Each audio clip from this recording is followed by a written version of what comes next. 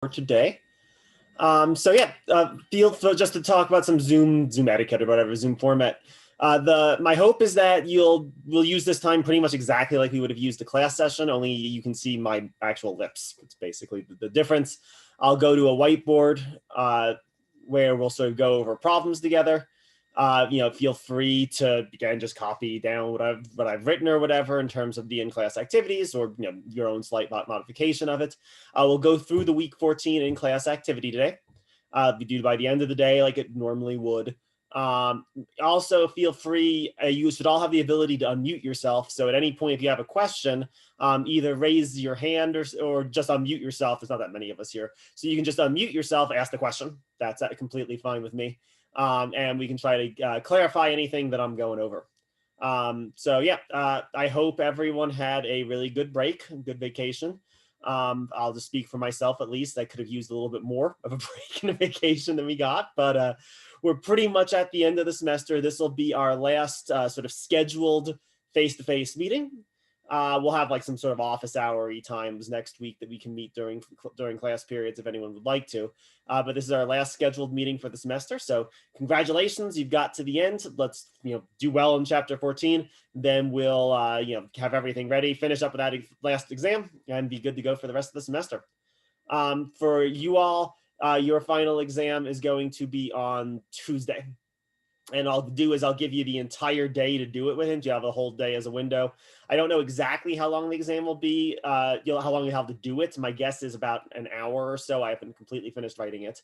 But you'll have the entire 24-hour period on Tuesday to do it with him. Does anyone have any questions or comments about any of the sort of just business remainder of the semester stuff? All right, excellent. And just a note, when I'm on the whiteboard, I can't see things from the chat. So just unmute yourself if you have something to say while I'm on the whiteboard.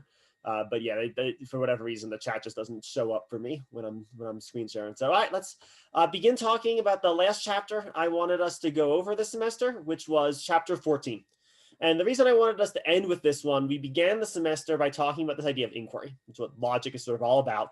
An effort to sort of inquire into what is true, where our sort of only real motivation in the course of doing so is to figure out what's true. Right? And so the goal of logic, all the resources and tools we've been developing, they're really just tools that are supposed to help us reason better about what's true, come to sort of more reliable determinations about what's true and false.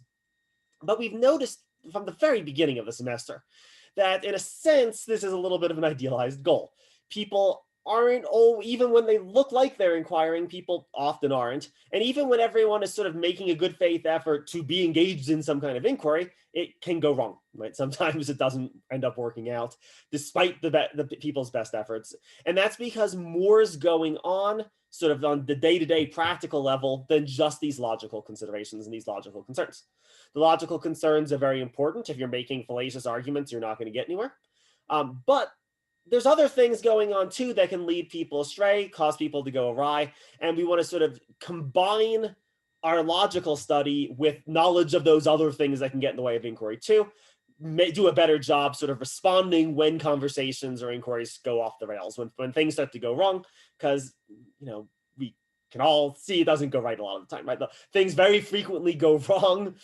How can we try to push things back in better directions, orient the conversation in better directions? So that's our goal for today. We're going to talk about a series of what get called biases, so cognitive, social, and psychological barriers or tendencies within people that in themselves aren't bad, but they can interfere with inquiry in certain contexts and certain situations. And so we want to get good at identifying these biases when they occur. That'll be the first half of the activity. And then the second half of the activity, we'll try to sort of figure out how to respond to those biases in the course of an actual inquiry or the course of an actual investigation. So again, that's my little preamble for today. Again, any questions, comments, thoughts? All right. Let's then just turn to the week 14 in-class activity. And again, don't hesitate to just unmute yourself and interrupt me if you have a question or anything. That's the best order to do this in. All right, so we've got our list of psychological biases, our social biases, and our cognitive biases. Those are all in the videos. They're all in the textbook. If you go to the week 14 post-class activity page. There's also 2 PDFs. One of the PDFs that I have given you is just also a list of all 13 of these biases. So you can also access them there. On the same page, there'll also be a list of all the fallacies that we talked about this semester. Might be helpful to have that, refer to that in the course of studying for the exam, and indeed you can even use it on the exam as well. That list is sort of the exhaustive list of all of the fallacies I could possibly ask you about in the course of the exam. So our first sort of grouping of problems, so problem 1 through 6 in the in-class activities for today, our only task is just to identify what bias is being demonstrated in the argument and then to give a brief explanation of it. The explanation is important because in a lot of cases, you can characterize some of these in multiple ways. And so the explanation will be how I sort of like know if you're on the right track with how you're identifying these. So my guess is 1 or 2 sentences of explanation should be enough for all of these problems. So let's do number 1 together first, just to sort of see an example of it. And then when we turn to the subsequent ones, I'll give you a few minutes to look at it in your own. So, okay, so number 1, we've got as an argument or a claim, maybe. The belief in the existence of God is plainly irrational. There are numerous arguments that can be made to prove that God does not exist, given by notable philosophers and physicists. What do those who believe in God have to offer? Just blind faith. All right, so first thing, we could characterize this just in terms of fallacies. This is kind of a straw person fallacy. People who believe in God, at least in many cases, have more to offer than blind faith. But why is this person making that mistake, if you want to characterize it that way, right? What's sort of motivating that straw person fallacy, if that is indeed what it is? In this case, I would say it's what we're going to call the my side bias. So we could sort of write these out similarly to how we wrote out the fallacies. So the my side bias is where a person is simply unaware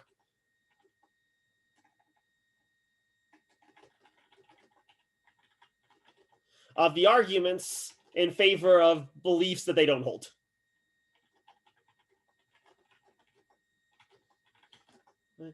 And in this case, that seems to be very clearly what is going on.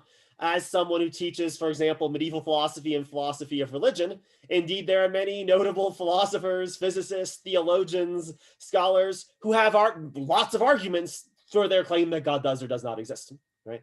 And the person in this case just seems to be unaware of them.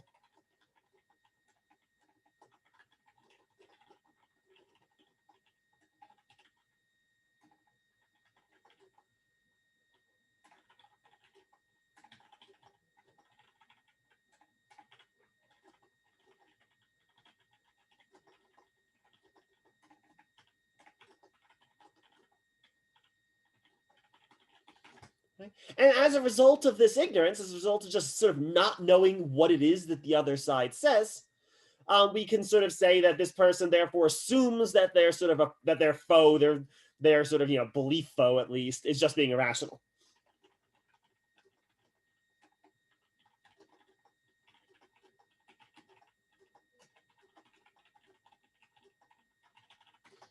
Because they're not aware of what the arguments would be, and so they assume it has to be something irrational, this idea of a blind faith or something like that. And so if we were to respond to the straw person fallacy, we'd also sort of have to respond to this my side bias too. They sort of go hand in hand. They're connected in why the person is making the logical mistake in the first place. All right, so that's it for this first question. That's sort of all you'd need to list, and maybe it's even a little bit more than you'd actually need to even say for the exam. But this is an example of at least the kind of thing I'd like to see. Does anyone have any questions on this problem?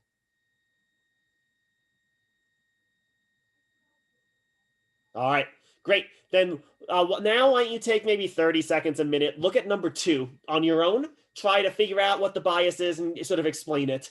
And then we'll come back together and work on it in a group after like about a minute or so.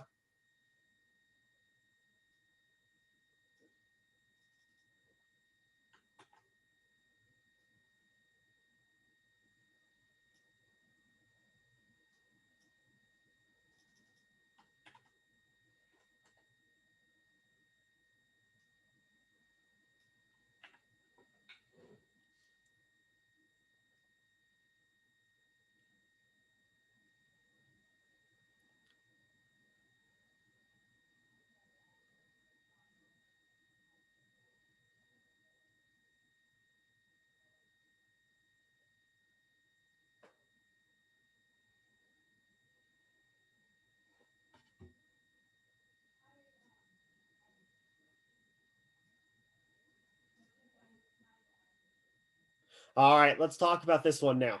So here, the bias that I would say is most sort of at play, or the easiest one to identify, is what we call the representativeness bias.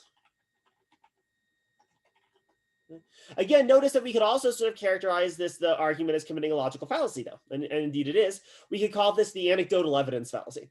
It's an example of someone sort of unduly inferring from what's true about their own experience to what has to be true for people in general, right? So you could read this as a kind of generalization that poverty in general is not a barrier to success in life because I was poor and I was successful in life, something like that. But again, why is that person making this sort of anecdotal fallacy mistake? It's because of a kind of representative bias. So again, let's define it. The representative bias is where a person assumes that their own experience is representative, similar to everyone else's experience.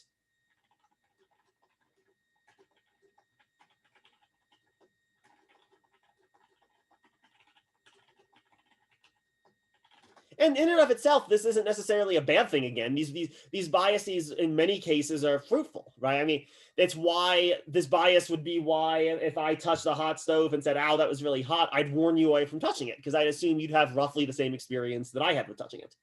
But in this case, it seems clear that there are many people with very different experiences that this person's claim is overlooking.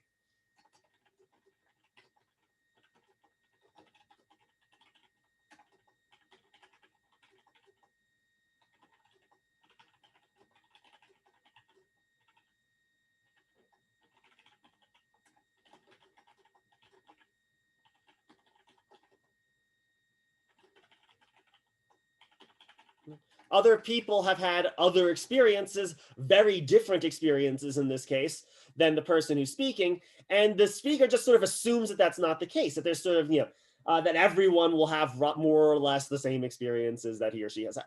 And that's just not true in this case. And so the generalization is sort of unwarranted, but the cause of that unwarranted generalization is sort of this tendency to just assume that what's true for me will have been true for everyone else too. All right, how are people feeling about this number two? Any questions? Any other also any other biases you might want to try out that it seemed to you maybe like could have been the one being committed?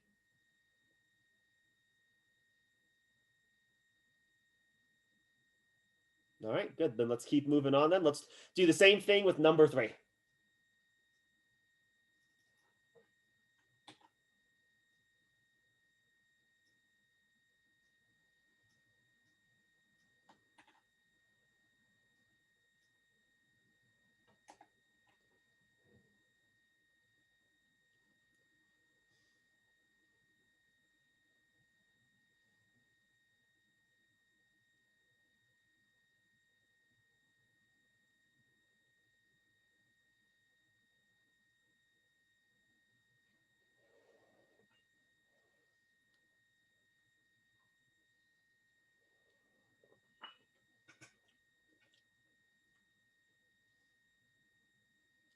All right. In this case, I would say the best bias that's at play here we don't, this isn't even exactly an argument. So we don't really see any obvious logical fallacy, at least, to sort of characterize it. Here, we would say what we're looking at as an example of what gets called inside the box thinking. And so this is a social bias. It works slightly differently than the other ones where both the psychological and the cognitive, they're always going to be sort of like personalized in some sense, sort of individual mistakes. This is sort of more like a group or collective mistake. So inside the box thinking takes place when a person is sort of unwilling to investigate let's say, the sort of the customs or the conventions that are sort of operative of a group and how it sort of identifies and sees itself.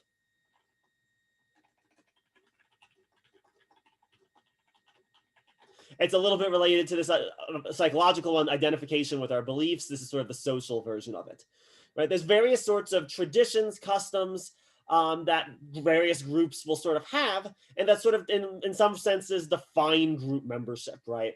And so in this case, we've got there's actually an argument that I actually heard was made by a woman who had been sort of she was like in her 60s or so. She was one of the first generation of women that sort of like were a professional woman.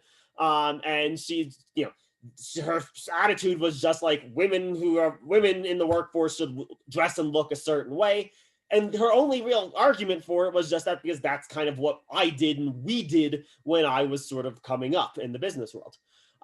The danger here is just to sort of assume that these customs conventions are sort of universal or necessary kind of truths when really they just are conventions and customs, and maybe they're bad or harmful ones, right? In this case, the fact that it has always been done this way in the past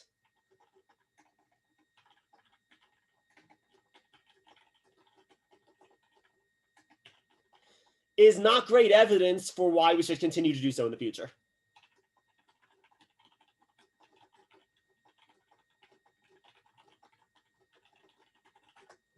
And even more, it's not even just that it's not great evidence. The real problem is people are going to be resistant to challenging the convention.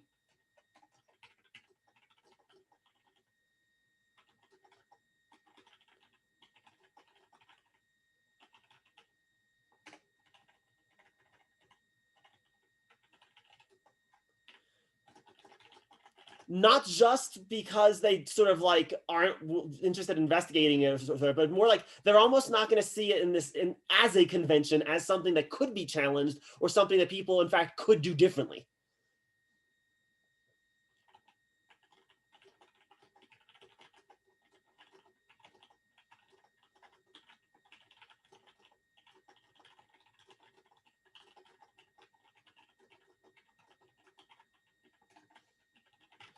And that's the danger with inside the box thinking. I mean, there's not a problem really with there being customs conventions that groups of various sorts have.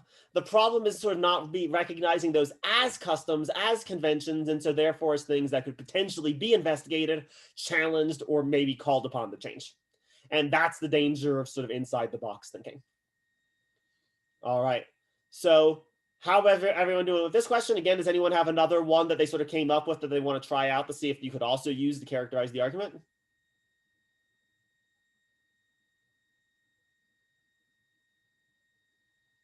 All right, good. Let's keep moving on then. Let's do the same thing with number 4.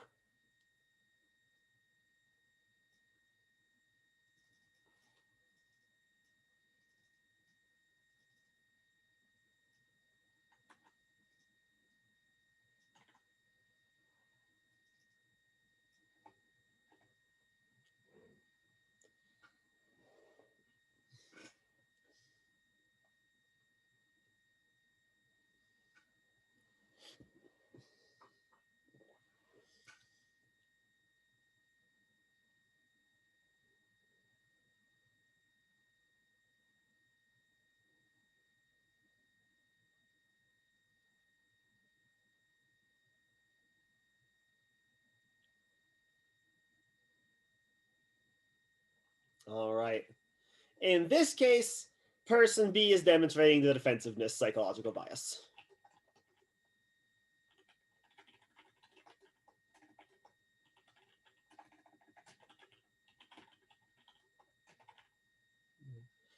If you want to characterize it, so the defensiveness bias is where you sort of interpret criticism as some kind of attack.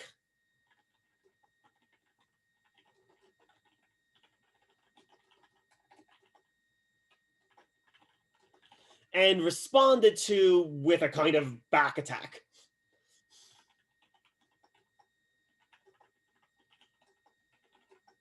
Instead of actually investigating the substance of the criticism.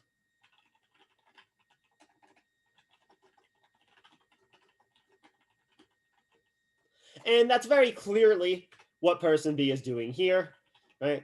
Person B really isn't addressing or giving any reasons to think that actually their conclusion is correct or that the evidence does support it.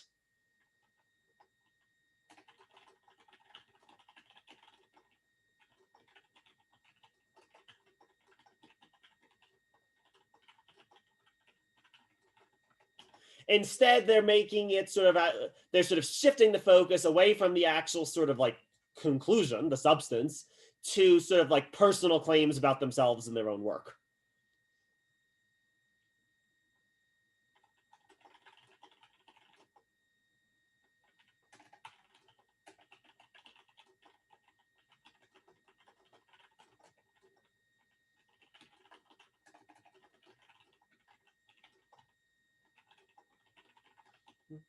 But at least in this case, person A is not really critiquing person B. He's critiquing the paper, right? The conclusions. And so the sort of defensiveness shift, the tendency of people to sort of interpret criticism as kind of personal attack in this case, it's precisely shifting the conversation away from the actual issue, the actual substance. How are people doing with this one? Again, any questions? Anything people want to go over?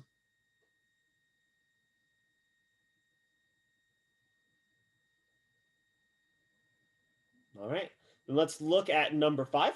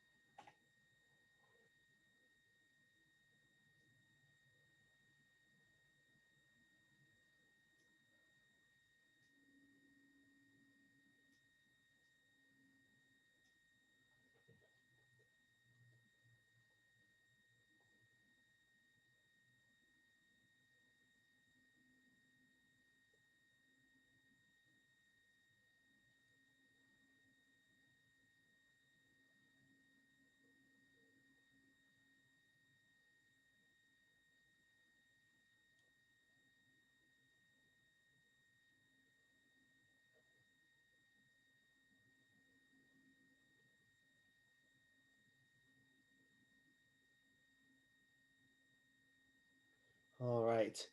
Here, the fallacy that we have, you can characterize this one of 2 different ways I can think of. I would say probably the way that I would probably initially pick at least is that this is an example of ideological fixity. And this is where some sort of like framework, that's kind of what we mean basically by an ideology.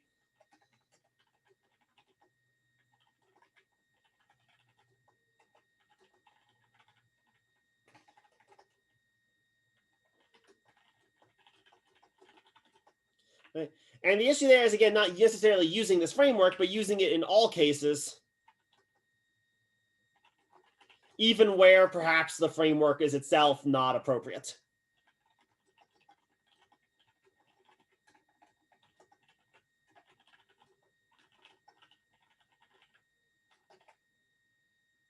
And it's also important they don't offer justification for why the framework is the right one to apply.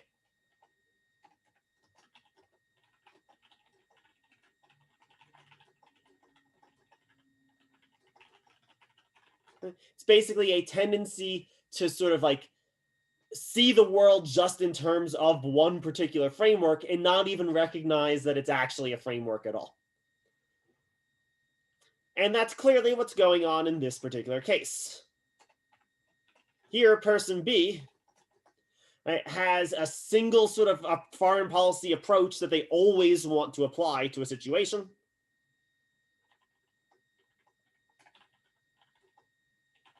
Calls kind of a hawkish foreign policy position, a sort of aggressive or militaristic one.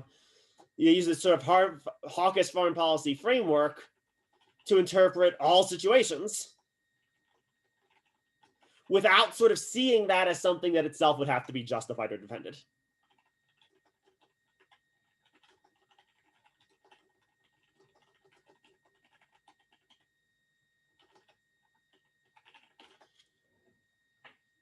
And so it's basically a kind of approach that almost cuts inquiry off sort of at the knees before it even gets started, in a sense.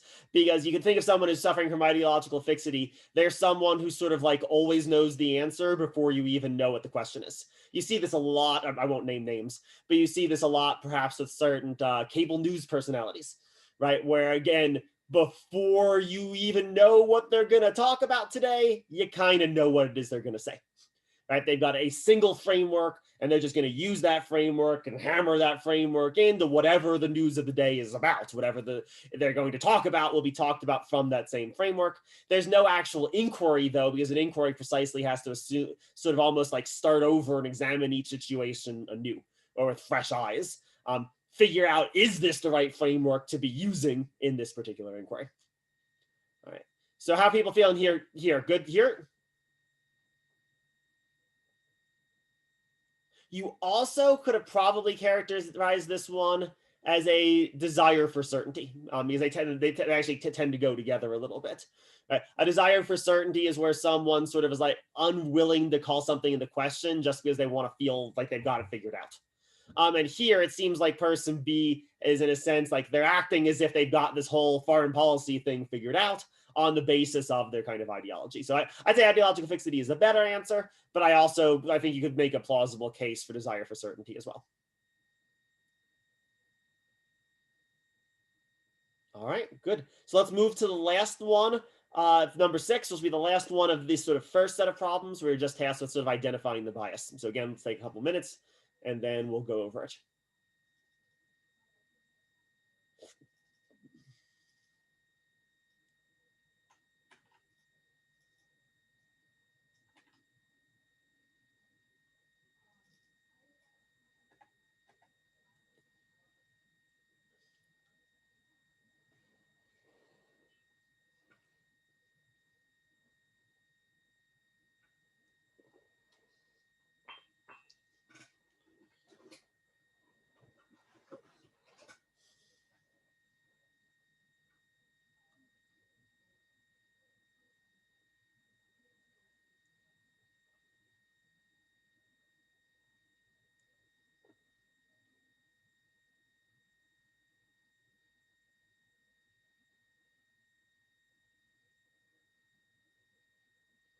Right.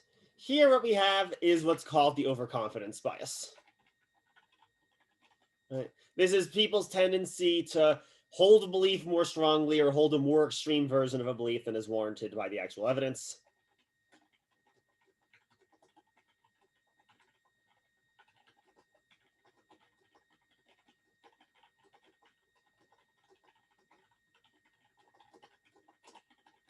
And that's very clearly what's taking place here. Person A is showing a kind of overconfidence about their belief that coffee is dangerous.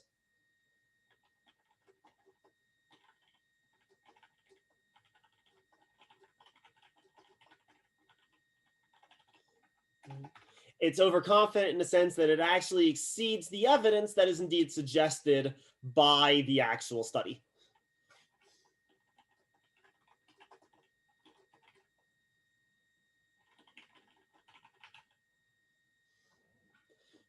And so since the beliefs sort of exceed that of the evidence, right, this is our tendency, it's a little bit just our tendency almost to like need things to be settled that haven't been settled, perhaps related for things like the desire for certainty, but also just on a cognitive level, you sort of have to decide, are you going to drink this cup of coffee or not? That kind of is at a practical level an all or nothing choice, but the belief doesn't need to be an all or nothing belief.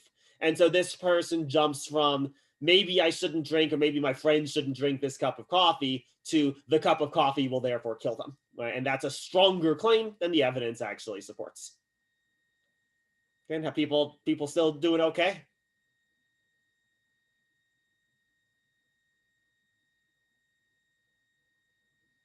All right, good. So on the exam, you'll have problems that look like that, basically. Look like the ones we just went over. There's also some homework problems you can go over in that context too. And in those settings, what you'll just need to do is sort of identify what the bias is and then sort of explain why. Explain your answer, a sentence or two. That should be all you need for that.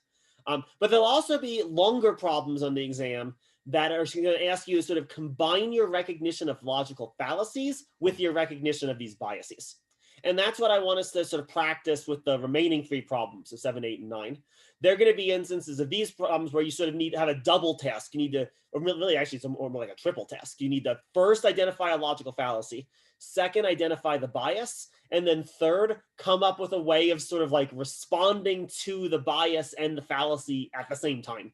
Sort of see the connection between the two and sort of try to correct both of them in one go. Because just usually telling someone, hey, guess what? You just committed a logical fallacy. That's not going to usually help. That's not usually going to make the things go better in the argument.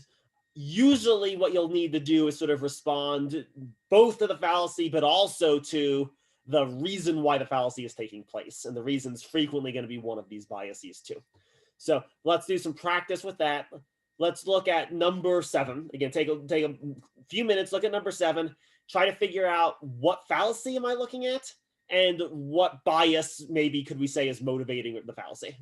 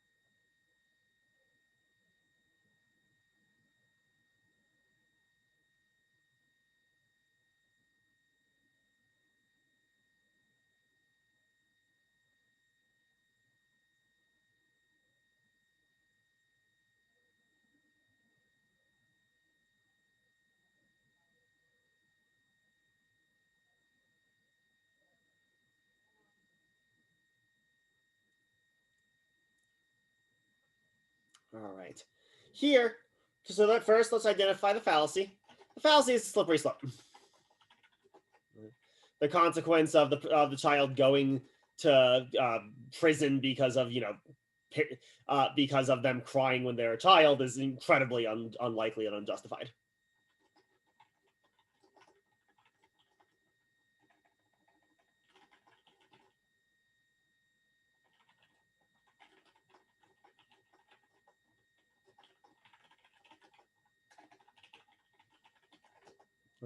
That would indeed be a bad consequence, but the argument's not really giving us any reason to believe that that consequence is likely to follow. But okay, why is this fallacy being committed in this case? The bias at play here is the availability and vividness bias.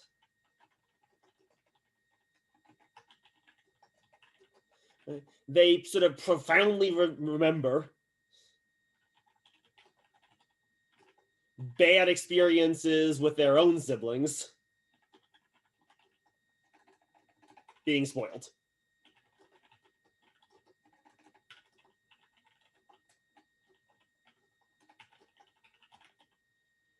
And so that memory, they're sort of giving that memory, that experience, undue weight and sort of drawing unwarranted conclusions from it, maybe almost as a result of how sort of vivid, memorable that experience was from their past. The two things are very clearly going together in this case because, yeah, it's pretty obvious that this is a pretty obvious, logically sort of nonsensical thing to actually say. Why might someone fall prey to it? Because they're sort of getting distracted almost from the logic, if you want to put it that way, from the impact of this bias. And so if you were to actually respond to this argument, try to get the conversation back on a better track, you can maybe say something like this. This is just an example. There's plenty of other ways you could sort of say this. So maybe you could respond sort of in this way. I'm sure it was a problem that your brother was spoiled as a child.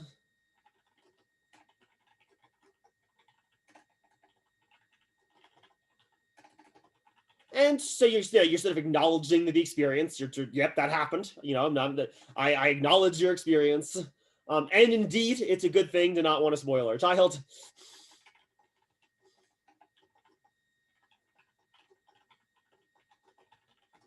But taking care of the child when they cry isn't really gonna spoil them.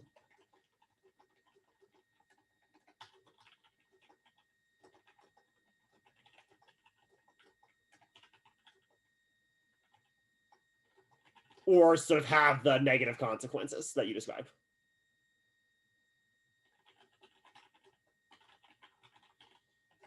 The response kind of like hits both sides of it. It hits the fallacy side.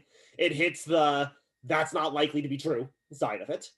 But it also sort of responds to what's motivating the person to make this mistake in the first place. Perhaps more likely to get a better response just than saying your argument's bad, right? Even if you explain why the argument was bad. This is the kind of thing I'll be looking for on these questions on the exam. Identify the fallacy, identify the bias, come up with a response to both. Again, how people feeling? Good here? Any questions, thoughts, comments?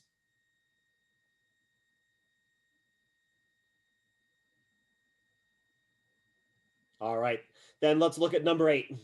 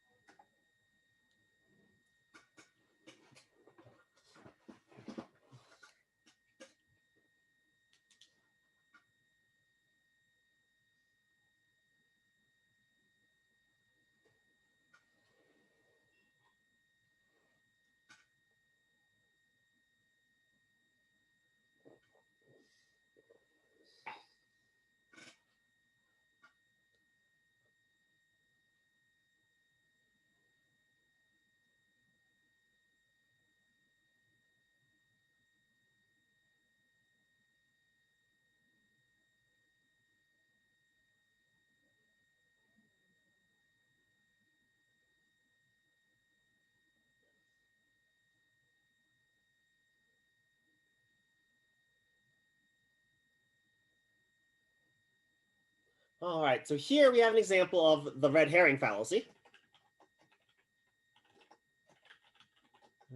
The quality of the company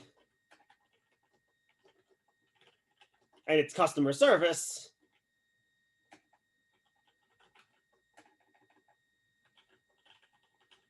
is just irrelevant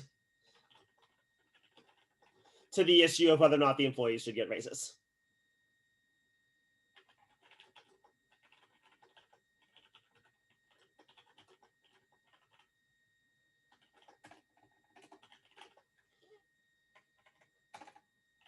And so, a whole bunch of sort of a distraction tactic, right? Trying to distract away from the fact that the company hasn't given raises for a long time by talking about a whole bunch of just irrelevant stuff that's supposed to attract their attention. All right. So, but why in this case does this person seem to be committing the fallacy? Well, it seems like it's a little bit this desire to have people not be mad, right? That it's sort of important to recognize what a good company we are. You could characterize this as kind of an example of either a groupthink bias, or better, I think you could run a version of it as groupthink, but I think an even better one would be identification with our beliefs.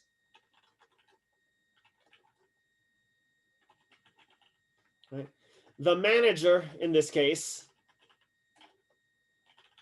really seems to take pride in thinking that he works for a good company.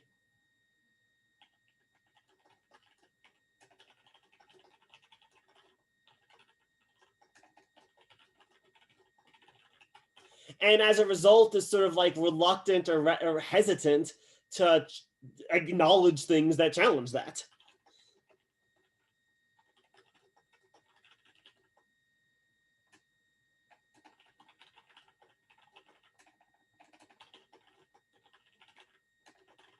And if you're not paying your employees enough, maybe it's not that great of a company, right? That sort of calls into question that it is a good company. The manager doesn't sort of want to acknowledge that. And so as a result is bringing up sort of irrelevant things to make the company look good in an effort to sort of like, distract almost himself maybe from the problematic thing that the manager's doing at this moment in time.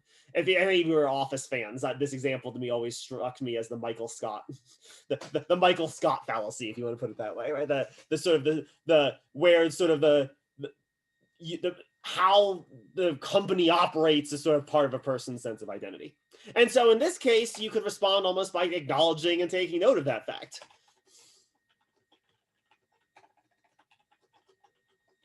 If our company is as good as you say that it is, shouldn't we get raises? Right? Sort of it responds to the fallacy, it reorients the conversation back to the thing that's actually relevant, which is whether or not the employees should get raises.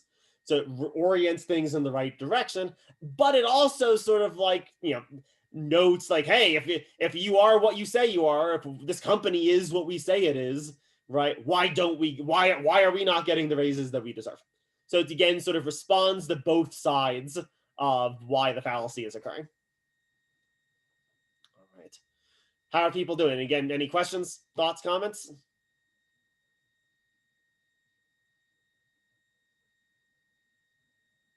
All right. Then let's do the last one, number 9.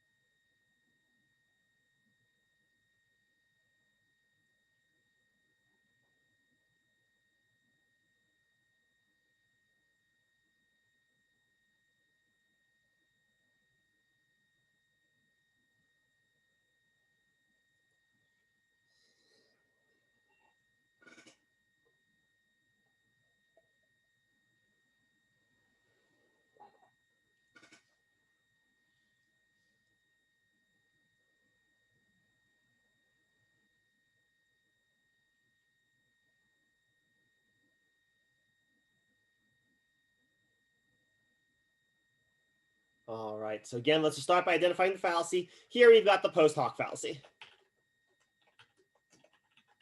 Right. The only evidence that's presented for why the bird caused the computer to crash is that the bird happened to fly by before the computer crashed.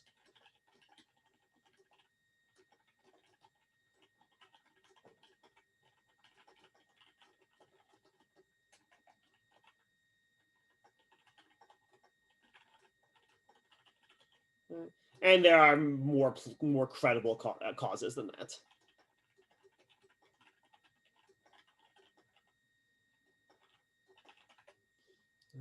And kind of an obvious mistake here again, right? Like sort of viewed independently, you're sort of like, yeah, that's ridiculous. Why would anyone possibly believe that?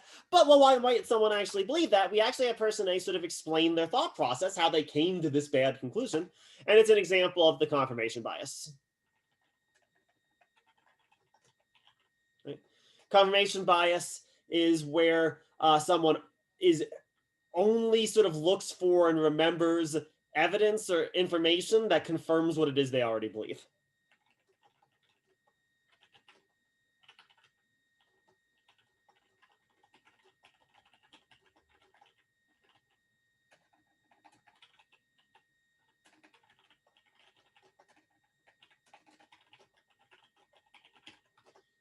And so in this case, the person sort of already believes that animals are unlucky. And so only finds instances where there was some kind of correlation between an animal and something bad happening. But presumably, there's all kinds of other scenarios in their life when they've encountered animals and nothing bad has happened, but they're not thinking of those, they're not looking for those because they only sort of want evidence or only accepting evidence that confirms what it is they already believe. And so that's what you'd have to respond to in addressing the fallacy. I'm sure that there are many times when you've encountered animals and nothing's bad has happened.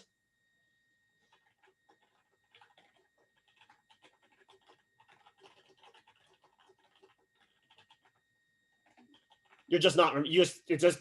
Those just weren't memorable instances.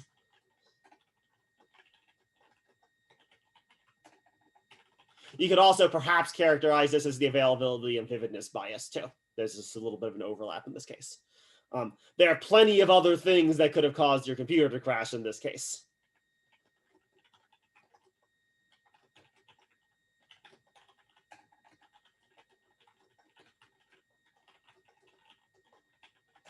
Responding to it from both sides, pointing out the post hoc fallacy, but also trying to get the person to sort of move past the cognitive tendency to only look for evidence that confirms pre-existing hypotheses. So doing both of those, hopefully gonna maybe break the superstition or get the person to at least call into question the superstition that's leading them to make this logical fallacy, this logical mistake in the first place. All right. Any questions with this one?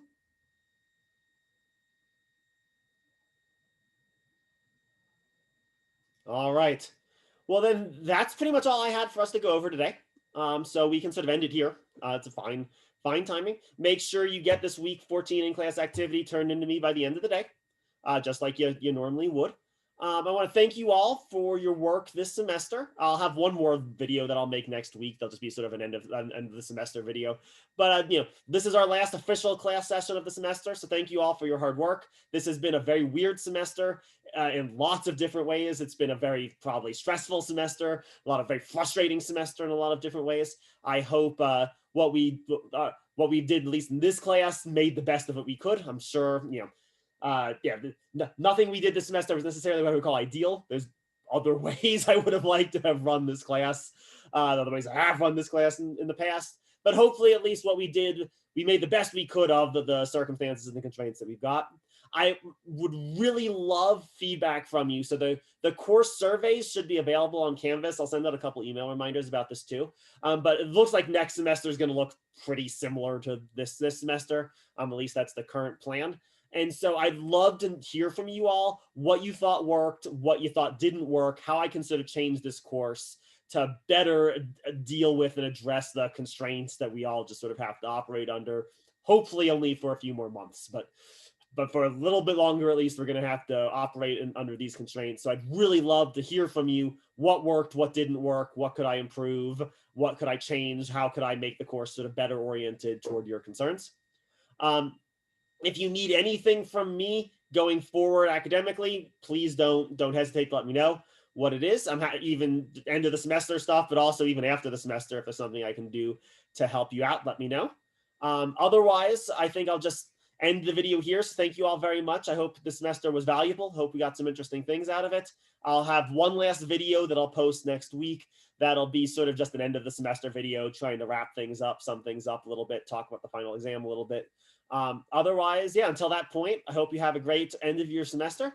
And we'll have a kind of like office hours as normal through the final exam week. And then also, if anyone wants to make an appointment to go over anything on the final exam with me during the class sessions that we would have normally met with him, let me know. I'll be happy to do that. All right. Thank you all very much. Have a good one. And I'll talk to you later.